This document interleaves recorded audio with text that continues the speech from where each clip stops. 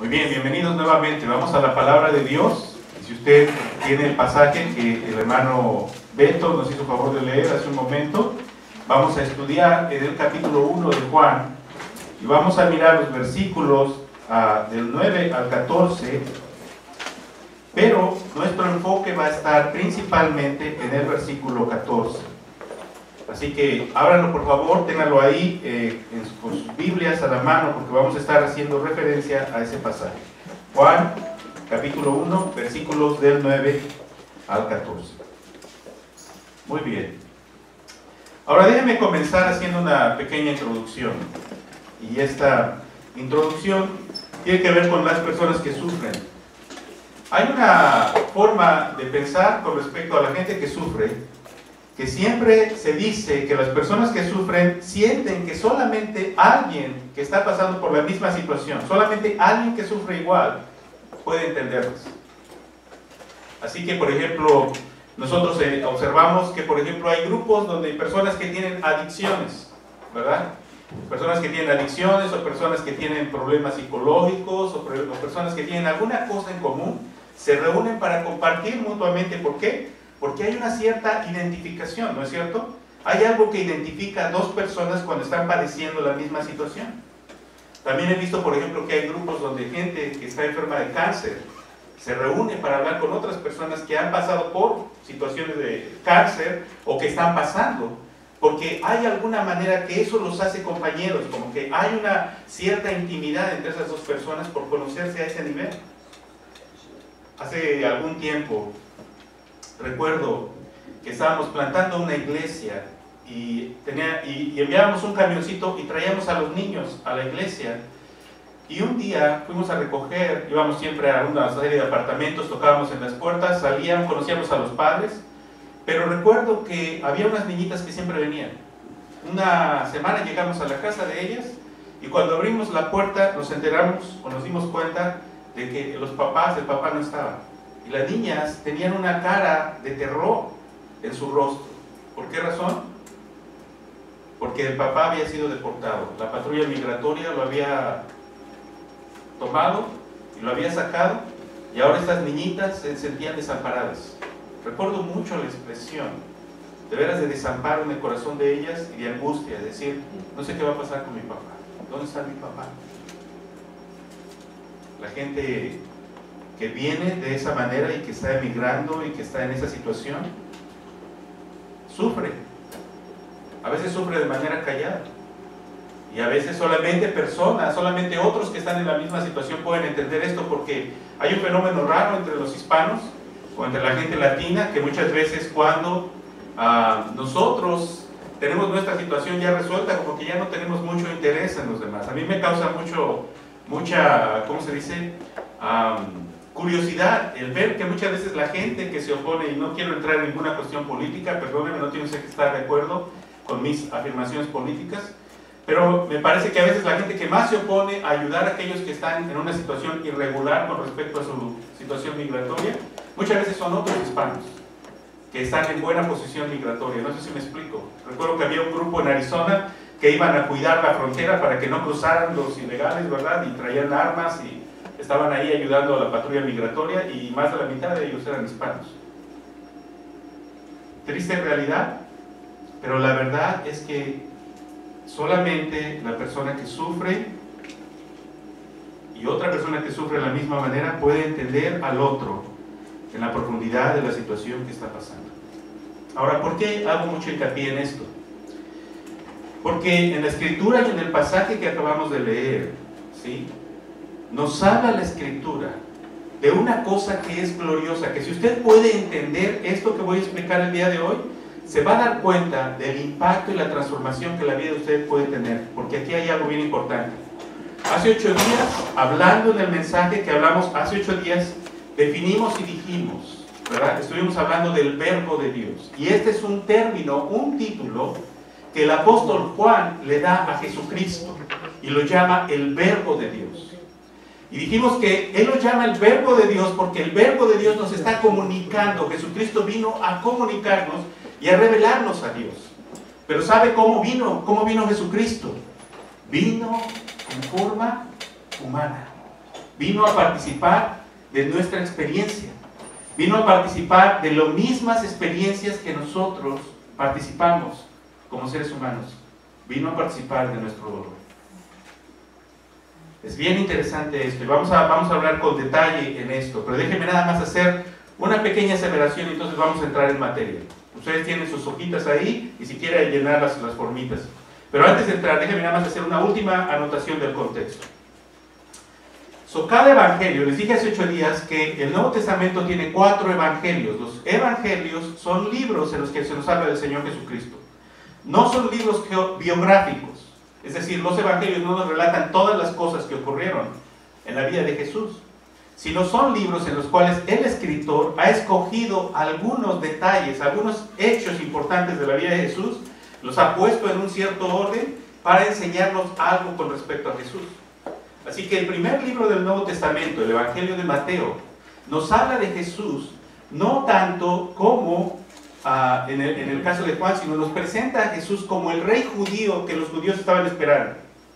Así que cuando usted ve el libro de Mateo, la primera cosa que Mateo quiere demostrarnos es que Jesús es descendiente del rey David, porque David es el hombre a quien Dios le prometió que de su descendencia se había de levantar el rey judío, que había de reinar para siempre.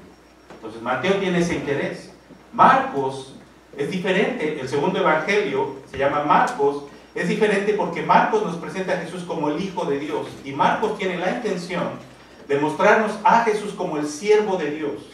Así que el evangelio de Marcos, su intención es hablar del poder que Jesús tiene sobre la enfermedad, sobre la muerte, sobre la naturaleza, etcétera, etcétera. El tercer evangelio es el evangelio de Lucas. Lucas tiene que ver con presentar a Jesús como el ejemplo del hombre perfecto. En el evangelio de Lucas, cuando usted lee el evangelio de Lucas, la intención, la manera como se retrata a Jesús ahí, es como el hombre perfecto que, siendo usado por el Espíritu de Dios, está haciendo la voluntad de Dios. Y por último llegamos a Juan. Juan nos traza el origen y los principios de Jesús. Mientras los otros evangelistas están hablando de Jesús en su origen humano, ¿verdad? Juan al principio comienza presentándonos a Jesús no solamente en su origen humano, sino va más allá aún antes de la creación, para decirnos, antes de que todo existiera, el verbo ya existía. ¿Tiene usted ahí Juan 1? Vea usted el primer versículo. Y les voy a dar aquí el primer punto del cual quiero hablar. Pero en el primer versículo nos dice, en el principio era el verbo, y el verbo era con Dios, y el verbo era Dios. Ese versículo lo estudiamos con mucho detalle la semana pasada. Pero es claro en este versículo que el verbo existía desde el principio, es claro en este versículo que el verbo es alguien diferente al Padre, y es claro en este versículo que el verbo es Dios. Por tanto, Jesucristo es Dios. Pero siendo Dios, y aquí está nuestro primer punto, y esto es lo que vamos a hablar hoy, siendo Dios, el verbo tomó forma humana para participar de nuestra experiencia. ¡Qué increíble y profunda verdad! Que el Dios creador de todas las cosas, aquel que es el creador, aquel que hizo todas las cosas, aquel que formó todo, decidió venir a este mundo y tomar la forma de un ser humano.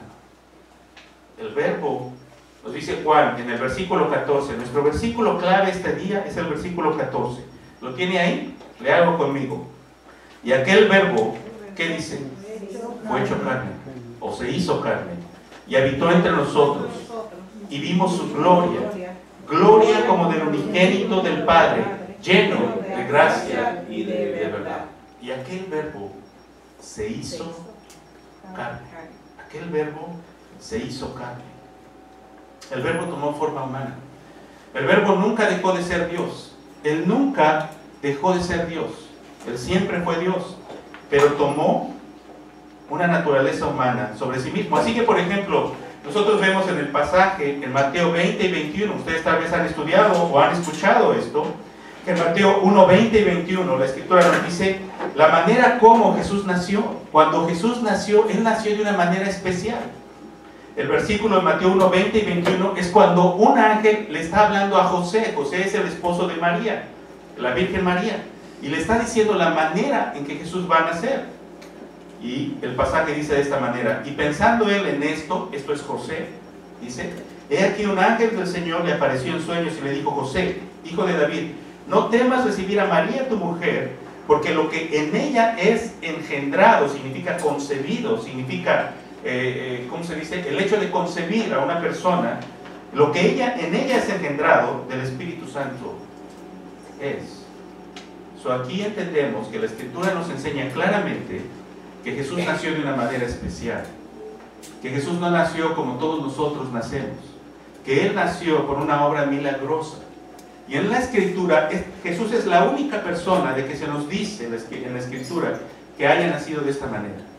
Porque en este milagro que nosotros llamamos la encarnación, en este milagro encontramos el hecho de que Jesús está tomando forma humana. Dios está haciéndose un ser humano, está tomando forma de hombre.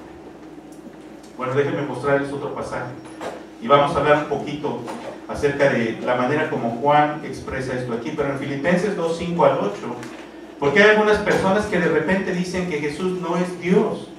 Bueno, la Escritura es muy clara respecto a la identidad de Jesús. Jesús es Dios. Él vino al mundo. En Filipenses 2, 5 al 8 nos dice: haya pues en vosotros este sentir que hubo también en Cristo Jesús, el cual, siendo en forma de Dios, no estimó el ser igual a Dios como cosa a que aferrarse, sino que se despojó a sí mismo, tomando forma de siervo, hecho semejante a los hombres, y estando en la condición de hombre, se humilló a sí mismo, haciéndose obediente hasta la muerte y muerte de cruz. La Escritura nos dice claramente, ¿ve usted el pasaje donde yo subrayé?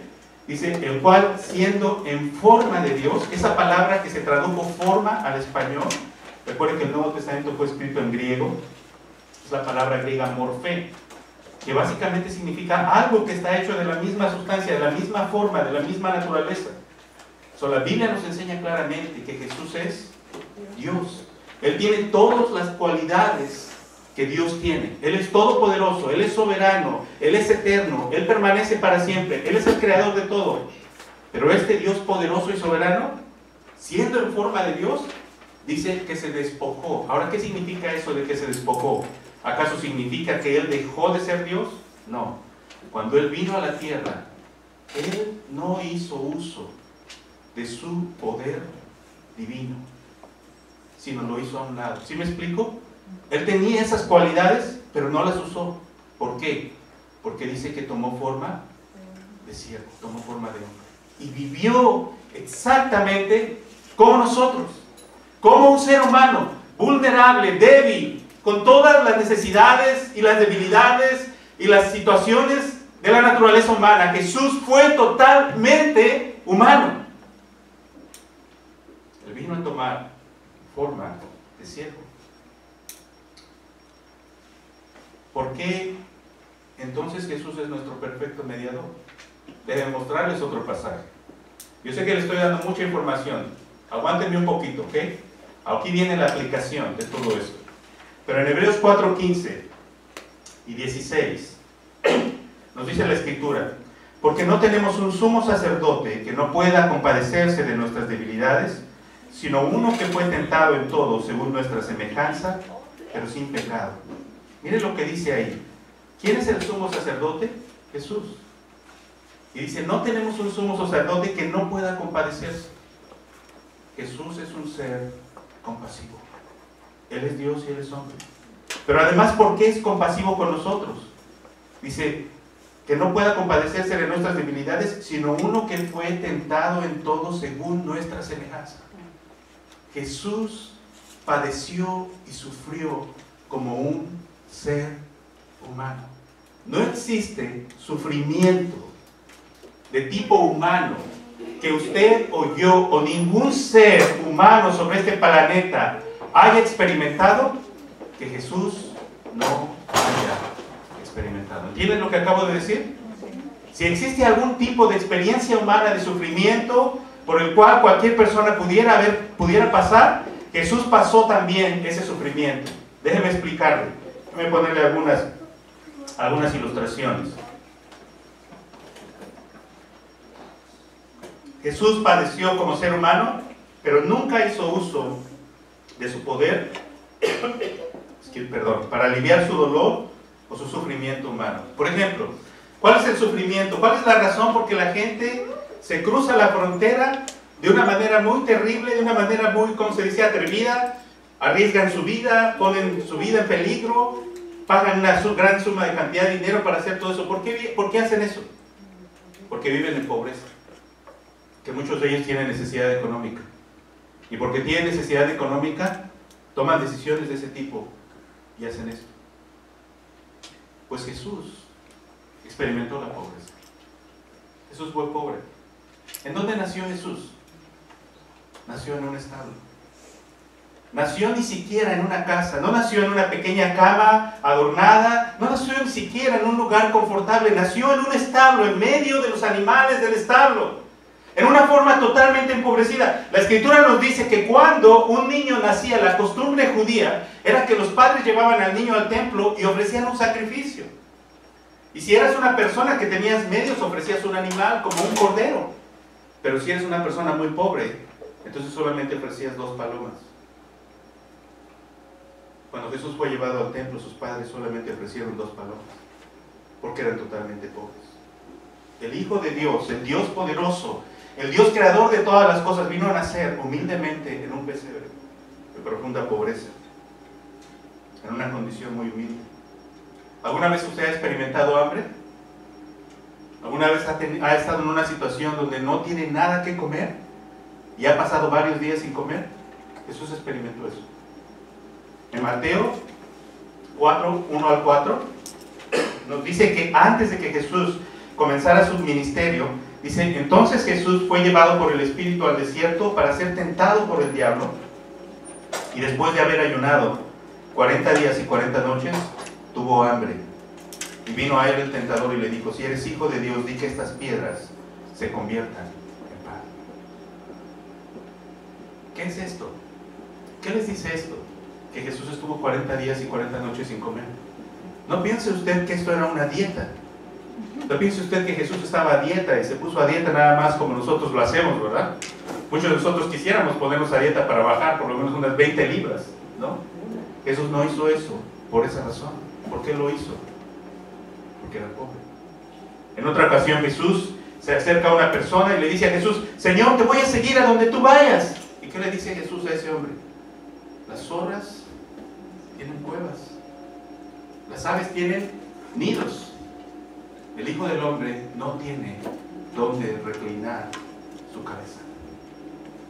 Jesús no tenía un lugar donde vivir, no tenía una casa donde llegar, no tenía un trabajo, no tenía asegurada en el banco su futuro, no tenía ninguna de estas cosas. Era totalmente pobre. Había padecido hambre como nosotros. Sintió hambre, sintió aflicción, sintió fatiga.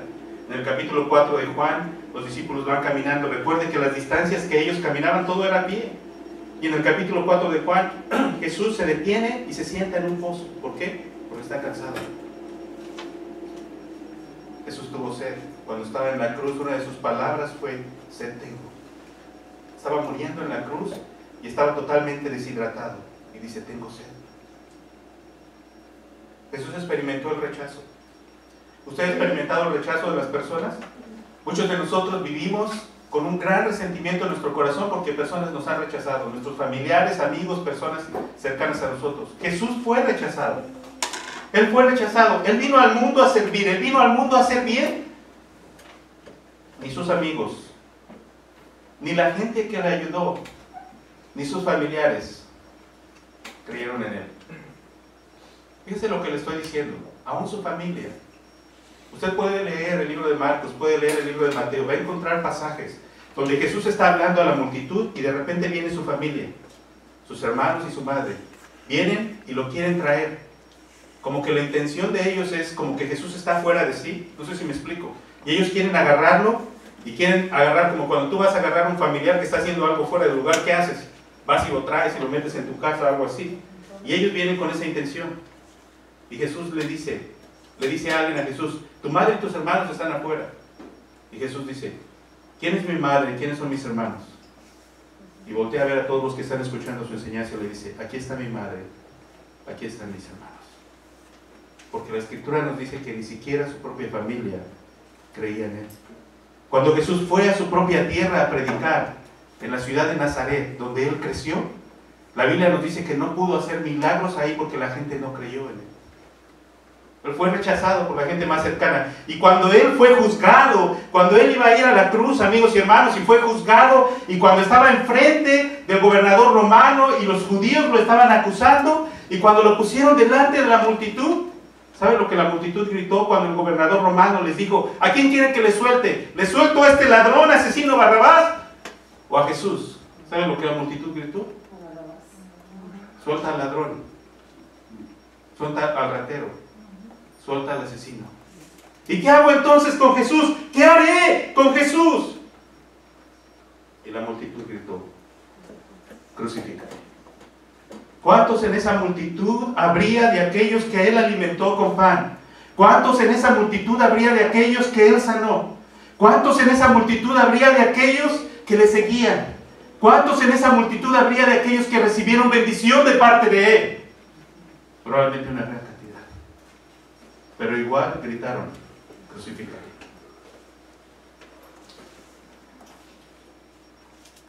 La agresión, el abuso físico y verbal, ¿has experimentado eso en tu vida? Jesús lo vivió. La injusticia, ¿alguna vez has sido acusado injustamente? Jesús fue calumniado.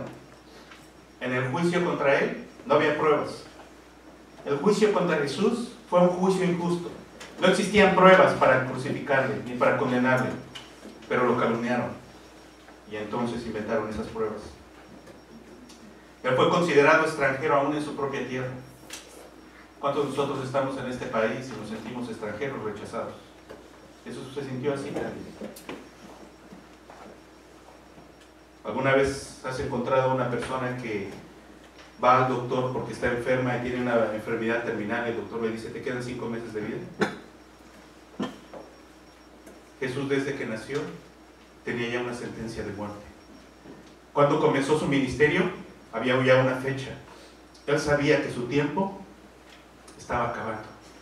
Él sabía que cada minuto que pasaba se acercaba a ese terrible momento en que había de morir. ¿Alguna vez alguien ha difamado tu honor? ¿Alguna vez alguien te ha calumniado de manera que ha hecho que otras personas piensen de ti cosas que son falsas y que te ponen en vergüenza? Pues cuando Jesús fue acusado y fue crucificado, fue expuesto. Su cuerpo totalmente desnudo fue expuesto como una vergüenza. La cruz, amigos y hermanos, era la muerte del peor de los criminales.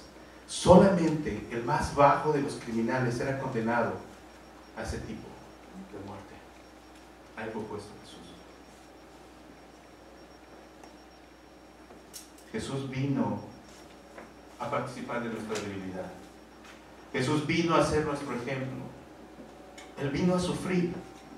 En Mateo 26, 38, 39, miren este pasaje es precioso. Aquí usted ve la plena humanidad de Jesús. Jesús era humano como nosotros, porque está orando. Esto es la noche antes de que va a ser arrestado, o la noche que va a ser arrestado, o la noche antes de morir. Está orando y le dice al Padre: Padre, mi alma está muy triste hasta la muerte. Y les dice a sus discípulos: quédense aquí, velen conmigo. Y dice la Escritura, yendo un poco adelante, se postró sobre su rostro, orando y diciendo: Padre, si es posible, que pase de mí esta copa.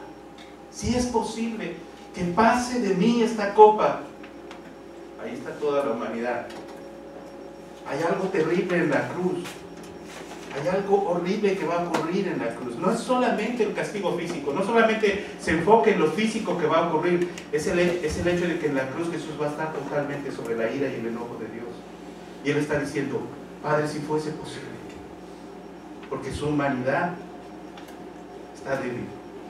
Les está diciendo a sus discípulos: discípulos, oren conmigo, mi alma está angustiada hasta la muerte. Pero al final, ¿qué dice? Pero no sea mi voluntad, sino la tuya. Él es nuestro ejemplo. Él vino a morir. Solamente, esto es importante, solamente uno como nosotros podía morir por nosotros. El mediador tenía que ser alguien que fuera como nosotros, no podía ser otra persona. Si Jesús hubiese venido y Él hubiese vivido como Dios y usando su poder divino, Él hubiera sanado sus dolencias y hubiera, ¿cómo se dice?, minimizado su experiencia de dolor, entonces no hubiera servido ese sacrificio. No sé si me explico, porque Él tenía que ser tan humano como nosotros. ¿Qué cosa, déjame preguntarte antes de continuar, qué cosa has sufrido tú que Jesús no pueda entender? Les dije hace un principio, la gente cuando tiene experiencias similares encuentra un compañerismo en el sufrimiento.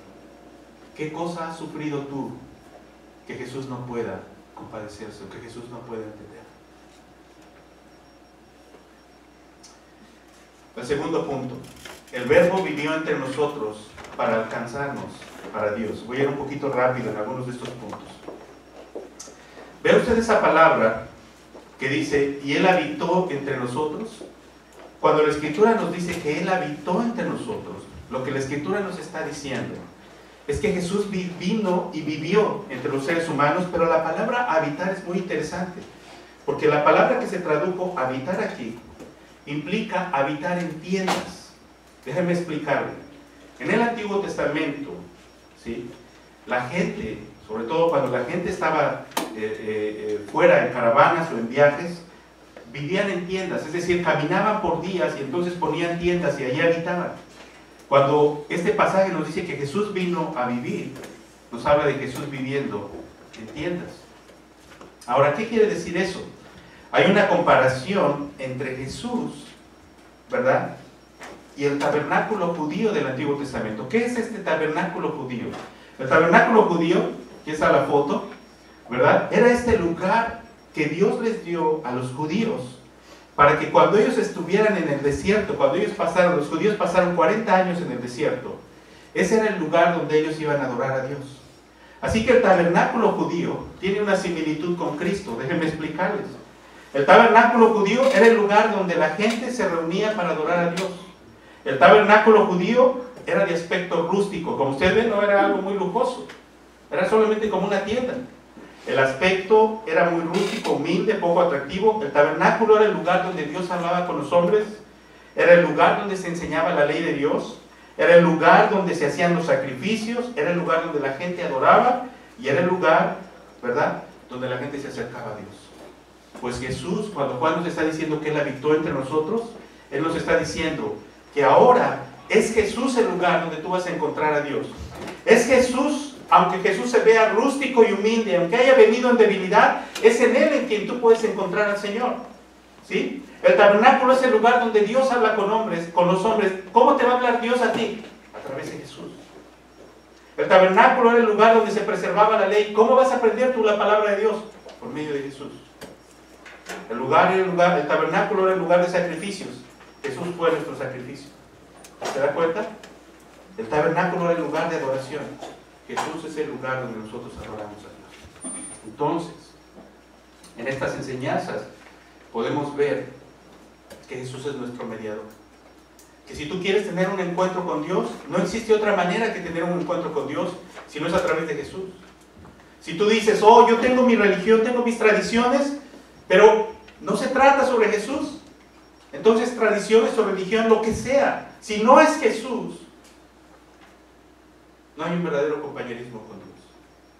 Porque solamente uno fue el Verbo quien vino en forma humana, quien se hizo como nosotros, y quien se convirtió en el punto de encuentro entre nosotros y Dios.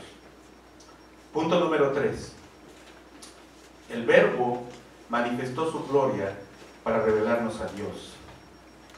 El pasaje en Juan 1:14 continúa diciendo, y vimos su gloria, gloria como de unigénito del Padre, lleno de gracia y de verdad. Amigos y hermanos, el testimonio de los apóstoles con respecto a Jesús es el fundamento de la fe cristiana. En otro pasaje, el apóstol Juan, en la primera de Juan, capítulo 1, nos dice, lo que era desde el principio, lo que hemos oído, lo que hemos visto con nuestros ojos, y lo que hemos contemplado y palpado en nuestras manos tocante al Verbo de vida, porque la vida fue manifestada, dice Juan, y la hemos visto, y testificamos y os anunciamos la vida eterna, la cual estaba con el Padre y se nos manifestó. Lo que hemos visto y oído, eso os anunciamos, para que también vosotros tengáis comunión con nosotros. El testimonio de los apóstoles es que Jesús es en su cuerpo manifestado la gloria de Dios. Por eso Juan dice, vimos su gloria. En un pasaje precioso, un pasaje llamado de la transfiguración, Jesús llama a Pedro, a Juan y a Jacobo y los toma aparte, y la Biblia nos dice que entonces Jesús descubre el velo y ellos ven su gloria. Y entonces dice que sus vestidos empiezan a resplandecer blancos y empieza a resplandecer de una manera increíblemente gloriosa, y Pedro, Juan y Jacobo caen sobre sus rodillas delante de él y con temor no saben qué hacer porque están delante de la gloria del Señor. Y eso es lo que Juan nos está diciendo, vimos su gloria. En el cuerpo humano de Jesús habitan todas las características de Dios. Colosenses 2, 9, 10 nos dice, porque en Él habita corporalmente toda la plenitud de la deidad. Ok. Un par de cosas más y vamos a terminar. En Él habita corporalmente toda la plenitud de la deidad. ¿Ves esa palabra plenitud? Esa palabra que se tradujo plenitud significa todo. Eso es lo que significa. Y cuando Pablo está diciendo aquí, ve usted cómo dice ahí, corporalmente, porque en Él habita corporalmente toda la plenitud. ¿Sabe lo que Pablo está haciendo? Está usando dos palabras que significan lo mismo. Toda y plenitud significan exactamente lo mismo. ¿Sabe por qué está haciendo eso el apóstol Pablo? Porque él quiere dejarle saber a usted y a mí completamente que no existe ninguna cosa que haya en la naturaleza o en el carácter de Dios que no se encuentre presente en Jesús, en su cuerpo humano. Pablo nos está diciendo, Jesús es total, completa y absolutamente Dios. Aquí está la enseñanza. Jesús no es mitad Dios y mitad hombre. Él es 100% Dios y es 100% hombre. ¿Se entiende eso? Pero aquí hay una paradoja interesante. Una paradoja es como un contraste, es como algo que parece contradictorio. Y déjenme explicárselos. Y aquí les voy a compartir algunas cosas que saqué de un sermón de un predicador puritano llamado Jonathan Edwards. Déjenme compartirles eso. Jonathan Edwards dice que Jesús en la Biblia muchas veces es presentado en estos términos contrastantes. Por ejemplo, la Biblia nos dice que Jesús es el león de Judá, y al mismo tiempo que nos dice que es el león de Judá, nos dice que es el cordero de Dios. ¿Qué cosas tan contrastantes? Un león y un cordero, ¿sí? Porque el león, ¿qué representa? El león representa poder, majestad, autoridad, gloria, ¿no? ¿Y qué representa el cordero? Humildad, mansedumbre, tranquilidad. Qué preciosa paradoja. En Jesús usted ve estas dos características, el león y el cordero. Mire, déjeme explicarle.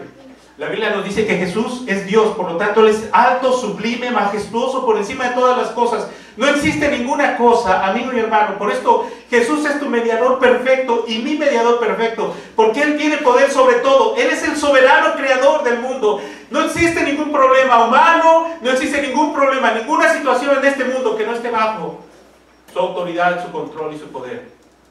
Y al mismo tiempo que es alto y sublime, ¿sabes qué es? Es totalmente condescendiente. ¿Qué significa eso?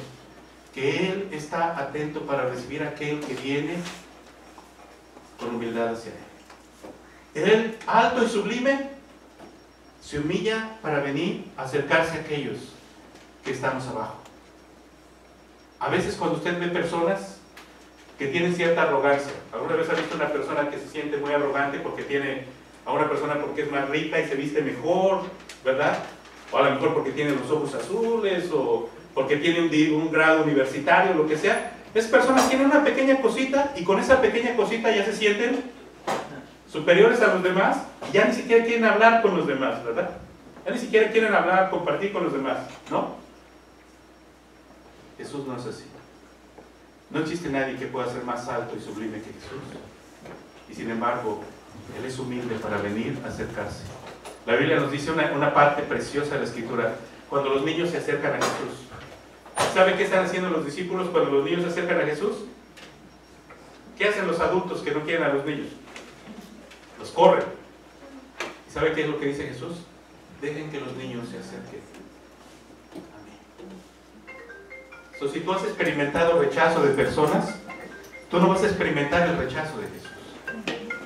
Ahora, en otra paradoja, en otro de estos contrastes, Jesús es el juez cuya justicia es infinita.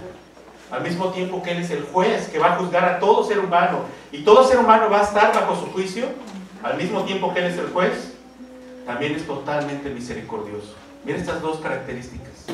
Y esto es importante. Él es el juez, pero al mismo tiempo es un juez misericordioso.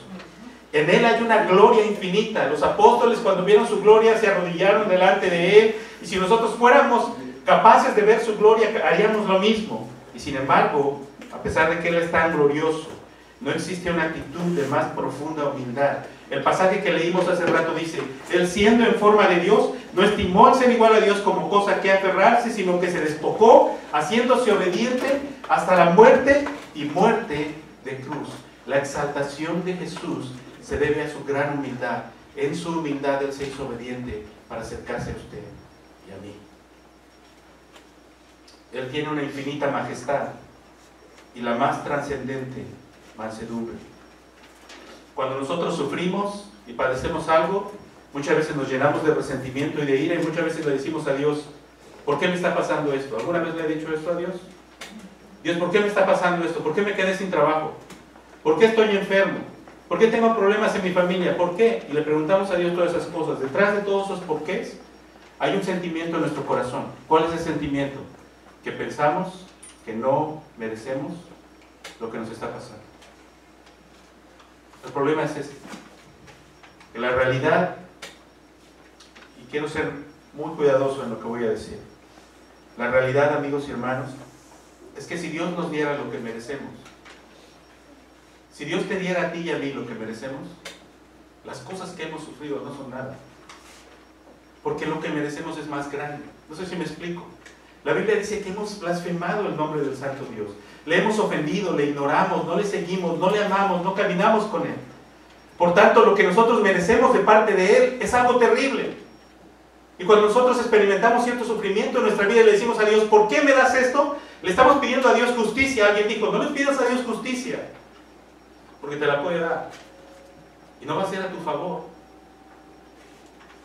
Ahora, si hubo alguien que verdaderamente sufrió injustamente, si hubo alguien que pudo decir: esto no es justo, si hubo alguien que pudo hacer esa afirmación con total verdad, fue Jesús. Y no la hizo.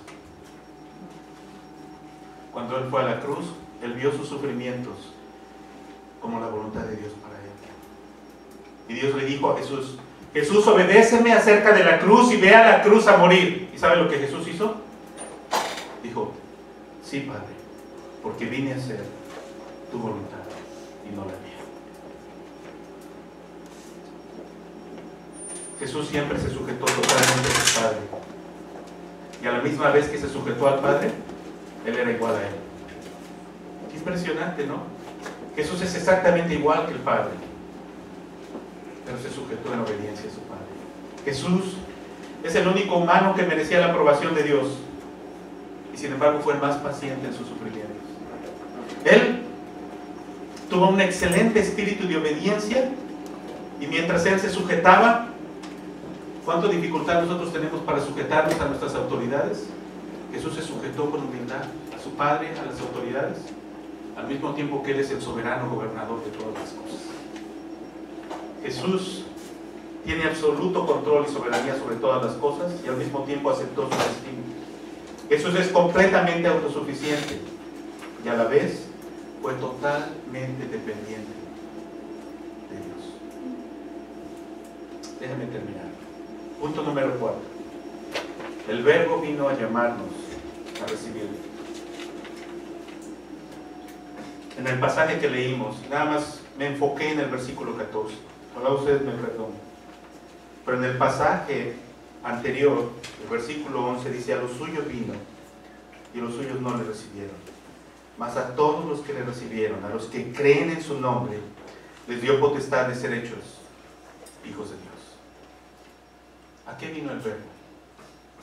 El Verbo vino a alcanzarte a ti y a alcanzarme a mí. Él es nuestro más perfecto mediador. Nosotros sufrimos y sufrimos porque somos pecadores.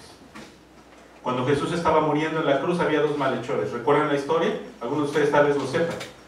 Uno de los malhechores, al que llamamos el mal ladrón, ¿verdad? La tradición dice, ese es el mal ladrón. Le decía a Jesús, ¿por qué me está pasando esto? Bájate de la cruz. Si eres tú el Cristo, sálvate a ti mismo y sálvanos a nosotros. Y el otro, al que llamamos el buen ladrón, le dice a Jesús, le dice al malhechor, perdón, al otro ladrón, le dice, ni siquiera estando en esta situación temes a Dios. Nosotros sufrimos, ¿por qué? Porque nuestros hechos lo merecen. Pero este, mirando a Jesús, le dice, Él no ha hecho ninguna cosa. Es verdad. Jesús nunca hizo nada para merecer el sufrimiento. Pero Jesús abrazó voluntariamente el sufrimiento para salvarnos. En 1 Pedro 3:18, porque también Cristo padeció una sola vez por los pecados, el justo por los injustos, para llevarnos a Dios. Déjenme terminar con este comentario. Aquí voy a acabar. Cristo escogió voluntariamente sufrir. Él no merecía sufrir. Él vivió una vida perfecta, nunca hizo mal, nunca pecó. Pero voluntariamente escogió sufrir. Voluntariamente escogió ir a la cruz. Voluntariamente escogió convertirse en el criminal. Voluntariamente abrazó la más terrible tormenta y pesadilla que ninguna persona puede experimentar. ¿Cuál es esa pesadilla? Experimentar sobre sí mismo la terrible ira de Dios. Déjame ponértelo en estos términos. Aquí acabo, se los prometo. ¿Ok? Pero déjame ponérselo en estos términos. Si tú y yo nos enfrentamos a Dios en nuestros propios términos, si tú y yo llegamos delante de Dios el día del juicio, y si nosotros venimos delante de Él, basado en nuestra propia justicia, ¿sí? ¿Sabes lo que nos espera? La Biblia dice que si nosotros nos acercamos a Dios en nuestra propia justicia, el castigo es una eternidad de sufrimiento. Una eternidad de sufrimiento no es suficiente para devolver el honor al Creador con el cual le hemos ofendido siendo sus criaturas. Pues Jesús, amigos y hermanos, tomó todo ese sufrimiento que para ti y para mí es eterno. Él lo tomó sobre sí mismo. Y porque Él es Dios, Él pudo sufrir y ofrecer un pago perfecto por ti y por mí. Él voluntariamente escogió hacerlo para satisfacer la justicia de Dios y al mismo tiempo, por otro lado, ofrecerte a ti y a mí misericordia, perdón y salvación. Y el Verbo vino a llamarnos. El Verbo vino a llamarte, mas a todos los que le recibieron, a los que creen en su nombre, les dio potestad de ser hechos hijos de Dios. Vamos a cerrar nuestros ojos por un momento. Así con sus ojos cerrados. Así como está con sus ojos cerrados. Hoy quiero preguntarte, ¿qué es lo que quieres hacer con Jesús? Solamente con un momento reflexiona. ¿Qué es lo que vas a hacer con Jesús? Jesús es nuestro mediador perfecto, quien dio su vida por nosotros. Y Él te llama a que vengas a Él. No existe nadie en este mundo que pueda entender mejor tu situación. Tal vez tú digas esta mañana, oh, yo soy una persona que ha hecho cosas muy terribles en mi vida. No importa, porque Él es tan humilde para recibirte. Tal vez tú digas, oh, es que yo he sufrido tanto, me ha causado tanta maldad, tantas cosas que han pasado en mi vida, pastor, usted no entiende. No importa, Jesús te entiende mejor de lo que yo puedo entender, porque Él sufrió. Tal vez en esta hora digas, oh, pero es que no puedo abandonar ciertas cosas en mi vida, hay ciertas cosas que no puedo dejar atrás. No importa, ven a Él. La salvación, amigos y hermanos, no depende de lo que nosotros hacemos. Depende de lo que Cristo hizo. La vida que nosotros no podemos vivir, Él la vivió. Y la muerte que nosotros no podíamos morir, Él la murió por tu salvación. Y si alguno de ustedes en este momento quiere recibir al Señor, si en este momento Dios está hablando a tu corazón y quieres abrir tu corazón para que Cristo venga en él, te voy a invitar a que ores conmigo de esta manera. Y si quieres hacer esto, dile: Padre, en esta hora reconozco profundamente mi necesidad. Me arrepiento y me vuelvo a ti. Reconozco que tu Santo Hijo vino al mundo para experimentar la naturaleza humana, para ser como yo, y que Él vivió una vida perfecta, una vida sin maldad, sin pecado. Pero también reconozco que Él fue a la cruz y que en la cruz Él cargó mi maldad. Él fue castigado por las cosas que yo he hecho, porque Jesús dio su vida por mí. Hoy me arrepiento y hoy recibo a Jesús, como tú me dices en tu palabra. Le recibo con fe, confiando y creyendo únicamente en Él y en su salvación. Señor, muchas gracias. Recíbeme en tu reino, recíbeme para ti. Te lo pido en el nombre de Jesús. Amén. Si alguno de ustedes hizo esta oración,